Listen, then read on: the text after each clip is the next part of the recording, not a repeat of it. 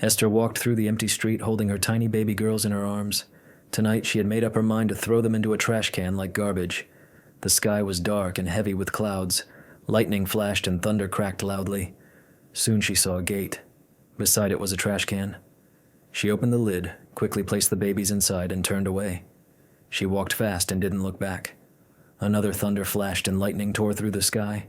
Her heart jumped. A small voice inside her shouted, "What if rain fills the trash can and the babies perish?" But Esther didn't stop.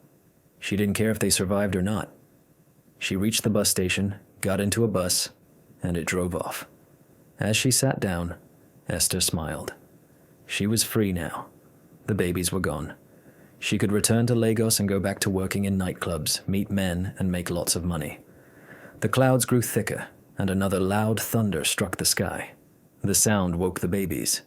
They began to cry, their tiny voices echoing inside the trash can. Then something strange happened, something that felt like a miracle. The heavy clouds cleared almost at once, and the night sky filled with stars. A mentally ill woman was walking toward the trash can. She came every night to search for food. That was where she usually found her dinner. Tonight, when she reached the trash can, she found 2 crying babies. They were moving, crying loudly inside the bin. She looked around, then reached in and picked them up with care. She also found a dry piece of bread covered with fungus. She tucked the bread inside her wrapper and slowly walked back to her usual sleeping spot behind a house. That place was the only home she knew. She spread out some dirty rags on the ground and gently placed the babies on them, but they kept crying. Their voices were sharp, calling out for their mother. The woman knelt down in front of them. "I know you are hungry," she said. "I will give you food." She broke small pieces from the moldy bread and pushed the crumbs into their mouths, but the babies didn't eat. They pushed the crumbs out with their tongues and kept on crying. The woman's face changed. She became upset. "Sorry, my children. Don't cry," she said gently. Then her voice turned harsh as she shouted, "Stop crying. Stop disturbing me. I am your mother, and I command you to stop crying." Still, the babies continued to cry. Her face softened again. Her voice dropped. "I'm sorry I shouted at you," she whispered. "Please forgive me. I won't shout again. You are my children." She gave them water from a dirty container. It was the only water she had. The babies drank it. After a while, they stopped crying and fell asleep. The woman covered their little bodies with filthy rags. Then she lay down beside them and closed her eyes. Soon, she was fast asleep too. At dawn, Mr. Sam came out for his morning jog. As he passed a quiet corner, he saw the mentally ill woman sitting on the ground with 2 babies. They were crying loudly again. They were hungry. They had never stayed this long without their mother's milk. Mr. Sam stopped and looked closely. He recognized the woman right away. Everyone in the neighborhood knew her. She was not pregnant, so he knew the babies couldn't be hers. She must have found them somewhere in that area. It wasn't strange to hear women throwing away babies after giving birth out of wedlock. Mr. Sam guessed this was another one of those sad cases. He walked toward her carefully, but as he got closer, the woman jumped up very angry. "Why are you coming? You want to steal my babies?" she shouted. Then she picked up stones and started throwing them at him. Mr. Sam stepped back, but his eyes stayed on the crying babies. His heart broke. He suddenly remembered his wife and his twin boys who died in a car accident 3 years ago. They had been almost the same age as these crying children when they died. He knew he had to help these babies, but first he needed a way to calm the woman down. He remembered the one thing she loved more than anything: Coke. Quickly, Mr. Sam reached into his pocket and pulled out some money. He held it out to her and said, "Take this. Go and buy 5 bottles of Coke. Drink it with your babies." The moment she saw the money and heard the word Coke, her face changed. She dropped the stones and walked toward him. Her voice was soft. "Thank you, sir. Thank you, sir," she said with deep gratitude. Mr. Sam pointed toward the main road. "Go buy the Coke. I'll stay here and watch your babies," he said gently. She turned and began walking away, heading toward the street. She took a sharp bend and disappeared from sight. The moment she was gone, Mr. Sam rushed forward, picked up the babies, and hurried back to his house. Meanwhile, the mentally ill woman reached the house where coke was sold. She banged loudly on the door. It was still early morning and none of the shops had opened yet. "Who is that?" a man shouted from inside. "I want coke." "Coke?" she replied, hitting the door harder. The man inside was angry. "Because of coke, you are disturbing our peace early in the morning." She shouted back, "If you don't come out and give me coke, I will burn down this whole house." Hearing this, the man and his wife quickly came outside. But when they saw who it was, they calmed down. The woman went inside, brought out 5 bottles of coke, and gave them to her. The mentally ill woman took the coke and hurried back. But when she got to the place, she didn't see her babies. "Where are my babies?" she shouted in panic. Her eyes searched everywhere. She dropped the coke, fell to the ground, and began to cry. She rolled on the ground, crying and shouting until the sun came up fully. People started gathering around her. "What is she talking about?"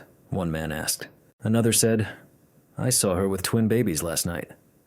A woman placed her hands on her head and exclaimed, "One of those girls must have thrown away her babies again, and this mad woman picked them up."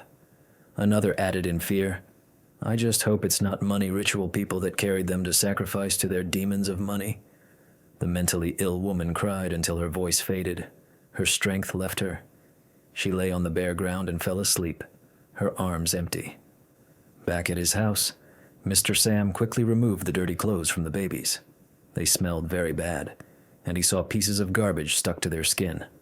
Rotten food and vegetables were on their heads and legs. He shook his head and knew the mentally disturbed woman had found them in a trash can. He warmed some water, added plenty of antiseptic, and gently bathed them. After cleaning them up, he wrapped each child in a clean towel. Then he bought some baby formula and fed them. Later that day, Mr. Sam's fiancée, Roa, came to visit. She saw the babies and smiled at first, but when he explained where they came from, her face changed completely. "So, will the babies now stay with you?" she asked coldly. "Yes," he replied. Sam and Roa's wedding was only 2 Saturdays away. Roa frowned. "So, you want to come into your house and start taking care of another woman's children? Not 1 but 2 crying, annoying babies? I won't do it. You want to marry me into suffering?" Mr. Sam pointed at the twins. "Look at them. I couldn't leave them with that mentally disturbed woman. She can't even take care of herself, let alone 2 babies. Roa snapped back. "Look at you. You're just a minibus driver. You don't even have money. And now you want to carry another person's burden. Take those babies back. If they die, then that's their fate. Their own mother didn't want them. So why should you?" Mr. Sam begged her to understand, but Roa refused to listen. The next day she called off the wedding and left him. Mr. Sam was deeply troubled. He loved Roa so much, and her leaving him broke his heart. He sat in his room with the babies, not knowing what to do. But one thing was certain. He wasn't going to take them back to where he found them. Since death had taken his twin boys when they were the same age as these babies, he believed it was God's way of giving him another chance to be a father. He made up his mind to do everything he could to care for these little angels in his arms. The next day brought an even bigger challenge. Mr. Sam woke up to find the little babies burning with fever. Their bodies felt like fire, and their breathing was faint as they jerked up and down. He rushed them to a nearby hospital. The case was serious, and the doctor referred him to a specialist hospital in the city. There, the doctor examined them and said, "It must be from the trash you said you found them in. A dangerous bacteria has entered their system and is destroying their intestines. If we don't do surgery by tomorrow, I'm afraid they won't make it." But the treatment was delicate and would cost more than 1,000,000 naira for the 2 babies. Mr. Sam was devastated and returned home deeply troubled. Meanwhile, Esther was enjoying life in Lagos. She had completely forgotten her wickedness. That night, she drank, partied, and pole danced for men, making plenty of money while her twins lay in a hospital, struggling on oxygen, fighting for their lives. But one thing Esther didn't know was that calamity was near, and very soon, her wickedness would catch up with her. She would pay a very heavy price, the kind she had never seen even in movies. In the morning, Mr. Sam made the most painful decision of his life. He took his bus, the only source of his survival, and sold it because he was desperate. The buyers took advantage and paid him far less than the bus was worth. But since the money was enough to cover the hospital bill, he was satisfied. He returned to the hospital and paid in full. The doctor performed the surgery successfully, and after about 2 months in the hospital, the twins were discharged. Mr. Sam's mother came and helped him care for the babies. With the bus gone, Sam went to work in a quarry, breaking stones. He was committed to caring for the babies and did his best. He put them through primary school and later into secondary school. The money Mr. Sam was making was too little, so when the twins came of age, they started hawking bananas in the streets to support their father. Every day after returning from school, they would balance their tray of bananas and roam the streets. They also saved enough money to help with registration when they gained admission into the university. They loved designing, and their dream was to become two of the best architects in Nigeria. So they saved money aggressively, hoping to register successfully once they gained admission. But after finishing secondary school, they sat for WAEC and JAMB examinations and both failed that year. They came home with heavy hearts and showed their father the results. "We failed you, Daddy," they said quietly. He drew them close and smiled. "It's not easy going to school and walking kilometers every day to sell bananas. You didn't fail me. I'm very proud of you. God will open better doors. Don't lose hope. As long as you're alive, your future is still bright." He spoke with warmth, encouraging them, and they returned to their room, the weight of disappointment slowly lifting from their shoulders. With their father's support, the twins refused to be held down by failure. They came up with a new plan. Since university didn't work out, they poured all their saved money into expanding their banana business. And in a short time, the business began to boom. Instead of hawking, trucks began bringing bananas directly to them. Lucy and Celestina became the major distributors of bananas in the town. The business kept growing without slowing down. Soon large trailers were supplying them in bulk. From bananas, they expanded into other fruits like oranges and pineapples. They controlled the major fruit supply to more than 5 states. They built their own fruit depot where buyers came from all over Nigeria. They stopped their father from breaking stones and made him the manager. He didn't just manage the business. He also prayed fervently every day for his daughters and their success. But while God was opening doors of blessing for Lucy and Celestina, the devil was opening doors of sorrow for Esther, their real mother. She had returned from Lagos. Age had caught up with her. Men no longer wanted her body, and she was too old to pole dance. She had gone to Lagos full of energy, beauty, and big dreams, but all that was gone. What she returned with were different kinds of sicknesses. Though she didn't know it yet, she had no money. The only skills she had were from nightclubs, and those were now useless in Nigeria's harsh economy. Life became hard. Some nights she went to bed without food. She was too ashamed to return to the village. After all those years, it would be a disgrace to return empty-handed. But her greatest fear was what people might ask about her twins. She had no idea if they survived in the trash or not. One morning, Esther picked up a tray and decided to start selling oranges in town. She had no money, so she went to Lucy and Celestina's fruit depot and met one of the workers. "Good morning, sir," she curtsied, her voice full of pleading. "Please, I want to start selling pineapples and oranges, but I don't have money to buy. Can you give me the goods? After I sell them, I will return your money." The boy replied, "Madam, we don't do that here. You pay, and we give you the goods." "I'm sorry." Esther was devastated. That was her only hope of starting a new life. She pleaded again, but the boy shook his head. "It's company policy. My hands are tied. I could lose my job. I don't make the rules. I follow them." Just then, Lucy and Celestina were approaching. The worker pointed toward Esther and said, "Those are the bosses." Surprised, Esther asked, "These young girls own this big place?" "Yes," he said proudly. "Everything you see here belongs to them, including those big trucks." As Lucy and Celestina arrived, Esther stepped forward and pleaded, her voice trembling with tears. "Please, help me. I don't have money to start the business. If you give me the fruits, I'll return in the evening and pay you back." The twins were taken aback. Though she was a complete stranger, something about her felt strangely familiar. "No problem," Lucy said gently. Then she turned to the worker and said, "Give her as many fruits as she wants." Esther curtsied deeply. Thank you so much. Your parents must be very proud of you. Girls your age owning such a huge business. Celestina smiled and replied, We have a wonderful father. He gave all he had to make us who we are today. Esther said, I'll return in the evening to give you your money. Then she balanced a tray of fruits on her head and went out. The twins continued their work until evening, and then they left for home. At home, their return filled Mr. Sam with joy. His years of hard work had not been in vain. Later that evening, Lucy and Celestina sat down with their father to discuss the matter he had been avoiding for many years. Despite all their repeated questions, he had always avoided the topic about their mother. Mr. Sam hesitated. How could he tell them they had been discarded in a garbage bin, only to be found by a mentally ill woman from whom he had later taken them? Lucy gently said, Dad, no matter what, please show us our mother if she's alive. Celestina added, Even if it's just a picture, we want to know. That evening, Mr. Sam gathered his courage and took the girls to the new location of the mentally ill woman. They found her sitting under a tree.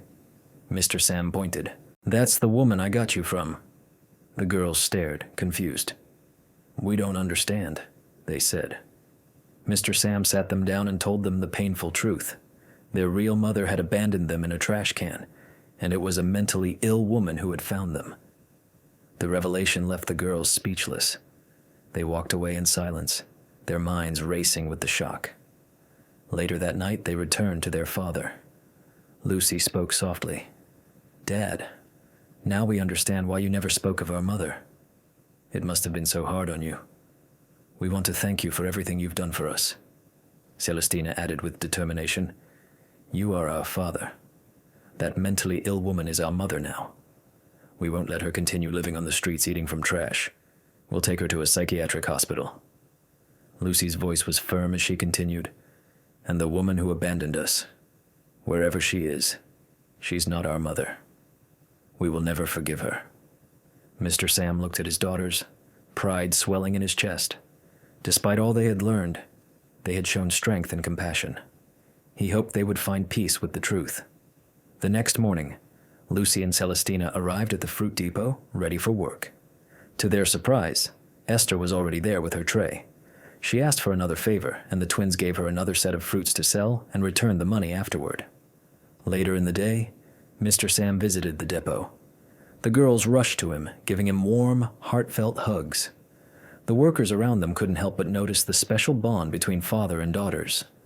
After a few moments, Mr. Sam sat down, allowing his daughters to continue their work. Business was good for Esther, and she quickly sold all her fruits, returned with the money, and was given another set. She saw Mr. Sam sitting and was told he was the father of the Kind twins. She came to him and said, You must be so proud of your daughters. He smiled, his eyes shining with love. Indeed, they are good girls. I thank God for blessing me with them. They brought so much joy into my life. Esther added, I wish I had daughters like them who are successful so that I can stop selling under this harsh Nigerian sun. Mr. Sam, noticing her pain, consoled her. I too used to break stones under the harsh sun, but these God-sent girls rescued me. But don't worry, madam. God will take care of you.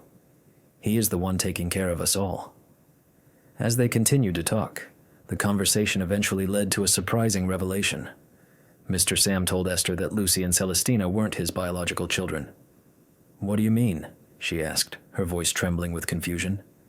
Mr. Sam cleared his throat and told her the truth, how he had rescued the twins from a mentally ill woman, and how their real mother had discarded them in a trash can. As Mr. Sam spoke, Esther's body began to tremble. A deep, unsettling fear gripped her heart. Could these be the very children she had abandoned all those years ago? Do you remember the date when this happened? She asked, her voice shaking. Mr. Sam's eyes widened and he nodded. I remember it vividly as if it were just yesterday. He recounted the exact date, the street, and even mentioned the name of the mentally disturbed woman. Esther gasped, her face pale, her breath quickened, and suddenly she collapsed to the ground. Help! Somebody help! Mr. Sam shouted in panic as people rushed over to them. Esther was quickly taken to the hospital. The doctors worked tirelessly, managing to revive her, but she was left paralyzed on one side. They tried to contact her relatives, but no one came forward. Lucy and Celestina, showing the same compassion they had always had, ended up covering the hospital bills for Esther. About a week later, Lucy and Celestina took their mother, the mentally ill woman, to a reputable psychiatric hospital where, after a series of thorough tests, the doctors confirmed that she could be treated and her madness could be cured. Overwhelmed with relief, the twins immediately paid for the treatment to begin, and within a short time, their mother, Martha, started responding positively to the care. Once Esther was stable, she was discharged from the hospital and brought back home. Her sister Aisha came from the village to help care for her. Upon arrival, Aisha scowled at her sister in frustration. "If not for God, I would never come to take care of you," Aisha snapped. "You're so selfish, always thinking only about yourself. Where are the men you went to Lagos to meet? Where are they now? And your twins? What did you do to those innocent girls? Esther, tell me." But Esther, now weak and filled with guilt, remained silent. She could talk, but she couldn't bring herself to confess the truth that she had discarded her children in a garbage bin, and now they had become successful, important people in society. The sister scolded and shouted, but Esther remained silent. A few weeks later, Lucy and Celestina managed to take a break from work and decided to visit their mother. They arrived at the psychiatric hospital and saw her speaking more coherently than before, though she was still weak from the effects of the medication. Upon seeing them, Martha was informed that they were the ones paying for her treatment. The twins sat by her bed, and Martha, with confusion in her eyes, asked, "Why do you care for me? I don't know you."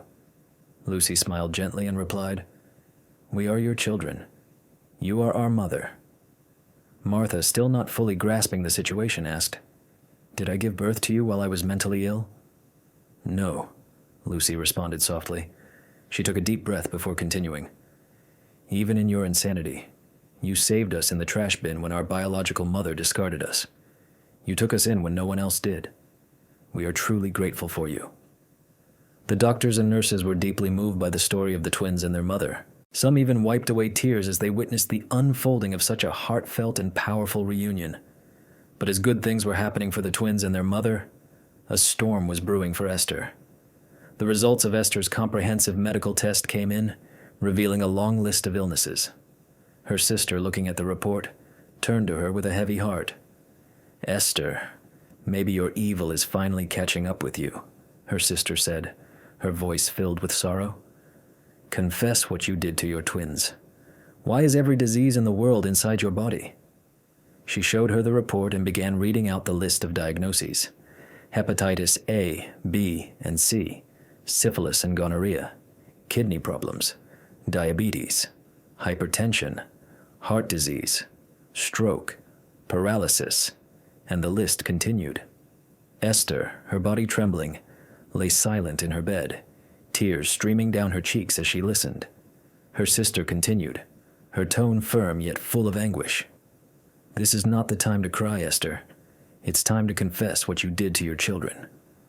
Esther opened her mouth, her voice weak and strained. "Please call the twins to help pay my bills. I need to see them." Her sister, confused but complying, dialed their number. The twins promised to come after work, and the family, including Esther's sister, thought Esther wanted to express gratitude for their financial support. But there was more to it. Esther was ready to confess her darkest secret.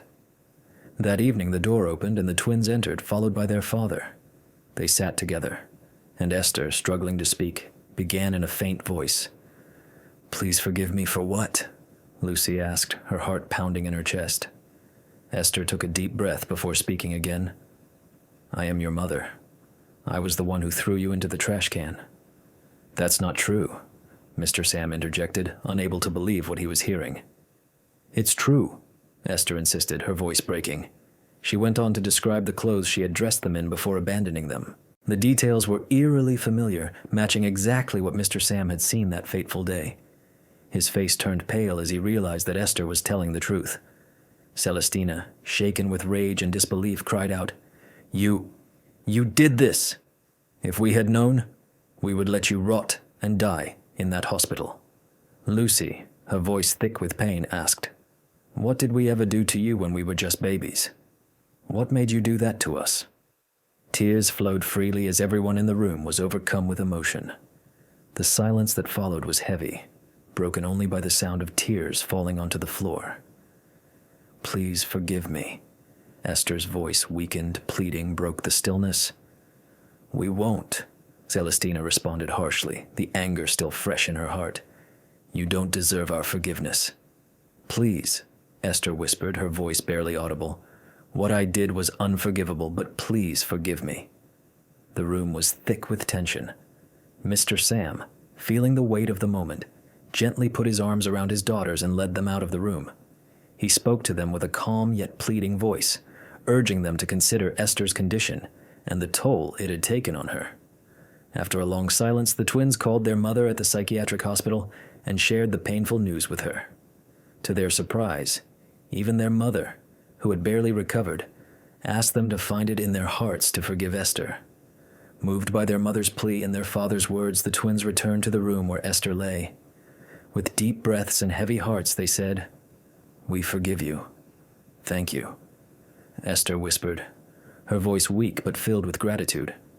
The twins, alongside their father, left the room quietly, knowing this was the only peace they could offer. From that moment on, Esther's sister began to treat her kindly and stopped shouting at her. Later that evening, Lucy and Celestina sat with their father after dinner to discuss the new discovery. Lucy said, "Since we have forgiven Esther, she is now our second mother. We need to help her." Celestina added, "Tomorrow we shall take her to a reputable hospital for advanced treatment." The three agreed to help Esther the next day. That night, they all went to bed with heavy thoughts on their minds.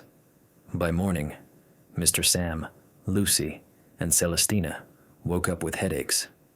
But Esther did not wake up. When her sister tapped her, Esther lay there lifeless. With tears in her eyes, she called Lucy and said, "Your mother is dead." Lucy, Celestina, and Mr. Sam rushed to the house, and the twins were once again faced with the stark reality that Esther was gone.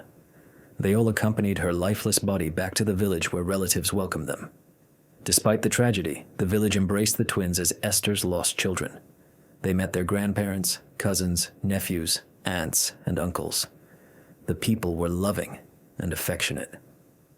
On the day of the funeral, Lucy and Celestina, though filled with sorrow, marched to their real mother's grave, placing flowers and tribute. Despite everything Esther had done to them, the grief of losing her was undeniable. They cried bitterly, mourning the woman who had abandoned them, but also the woman who in the end had been their mother. After the burial, they returned to the city. Soon, their other mother, now mentally stable and smiling, was discharged from the hospital and moved in with them. And together, they built a new life, a peaceful one filled with healing. Thanks for watching, and may God bless you.